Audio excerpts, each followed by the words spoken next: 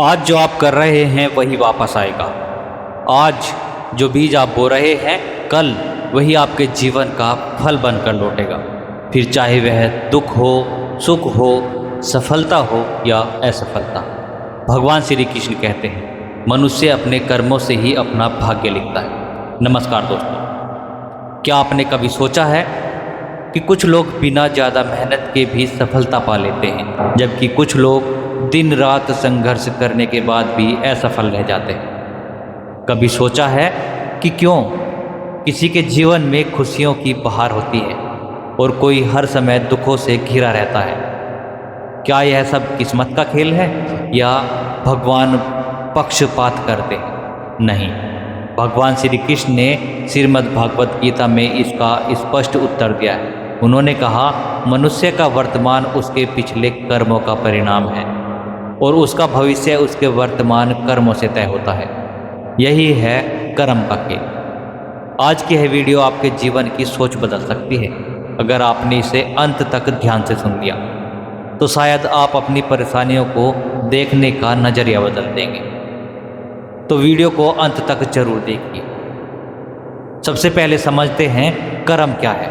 दोस्तों, बहुत से लोग सोचते हैं कि कर्म केवल बड़े बड़े कामों को कहते हैं, लेकिन भगवान श्री कृष्ण कहते हैं आपका हर विचार, हर शब्द और हर कार्य कर्म है।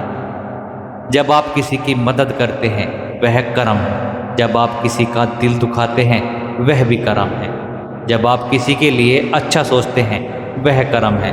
जब आप किसी के लिए बुरा सोचते हैं वह भी कर्म है। यानी आप हर पल कर्म कर रहे हैं। भगवान श्री कृष्ण कहते हैं एक क्षण भी ऐसा नहीं जब मनुष्य कर्म किए बिना रह सके। इसका अर्थ यह है कि आप चाहे कुछ भी करें या ना करें, आप कर्म के चक्र में हमेशा बंधे रहते हैं। साथियों, कर्म का नियम क्या है? कर्म का नियम बहुत सीधा है। जैसा बोओगे वैसा काटोगे। अगर आप आम का बीज बो पाएंगे तो आम का पेड़ ही उगेगा। अगर आप बबूल बोएंगे तो कांटे ही मिलेंगे। ठीक इसी तरह अगर आप प्रेम देंगे तो प्रेम लौटेगा।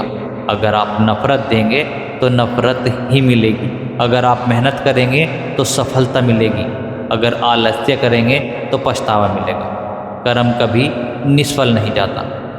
हो सकता है उसका फल तुरंत न मिले, लेकिन मिलेगा जरूर। एक बार एक किसान था।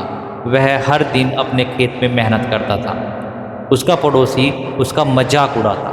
वह कहता, इतनी मेहनत क्यों करता है, आराम कर। लेकिन किसान रोज मेहनत करता रहा। कुछ महीनों बाद बारिश कम हुई। जिन लोगों ने मेहनत नहीं की थी उनकी फसल सूख गई, लेकिन उस किसान ने पहले से तैयारी कर रखी थी। उसकी फसल लहला उठी। तब गांव वाले ने पूछा, तुझे कैसे पता था? किसान बोला, मुझे भविष्य नहीं पता था, लेकिन मुझे कर्म का नियम पता था। मेहनत कभी व्यर्थ नहीं जाती। दोस्तों, भगवान श्री कृष्ण का संदेश है, आज की मेहनत कल का चमत्कार बनती है। लोग कहते हैं अच्छे लोगों के साथ बुरा क्यों होता है? यह सवाल हर किसी के मन में आता है। अगर मैं अच्छा हूँ तो मेरे साथ दुख क्यों? भगवान श्री कृष्ण कहते हैं कर्म केवल इस जन्म के नहीं होते, कई जन्मों का हिसाब चलता है। आज जो हो रहा है वह केवल आज का परिणाम नहीं। यह समझना कठिन है, लेकिन यही सत्य है। इसलिए कभी यह मत सोचो मैंने किसी का बुरा नहीं किया फिर भी मेरे साथ ऐसा क्यों, बल्कि सोचो यह भी एक सीख है, मुझे इससे मजबूत बनना है। एक राजा था, वह बहुत परेशान रहता था। उसने एक संत से पूछा, मैं अच्छे काम करता हूँ फिर भी दुखी क्यों रहता हूँ? संत ने उसे एक दीपक दिया और कहा, इसे लेकर पूरे महल का चक्कर लगाओ, लेकिन ध्यान रहे कि तेल की एक बूंद भी न गिरे। राजा ने वैसा ही किया। लौटकर संत ने पूछा, महल में क्या देखा? राजा बोला, मैंने कुछ नहीं देखा, मेरा ध्यान दीपक पर था। संत मुस्कुराए और बोले, बस यही जीवन का रहस्य है। दूसरों के सुख दुख देखकर परेशान मत हो, अपने कर्मों पर ध्यान दो। दोस्तों, दूसरों की तुलना करना सबसे बड़ा दुख है। भगवान श्री कृष्ण कहते हैं अपना कर्तव्य करो, बल्कि चिंता मत करो। साथियों, कर्म और भाग्य का संबंध क्या है? बहुत लोग कहते हैं जो किस्मत में लिखा है वही होगा।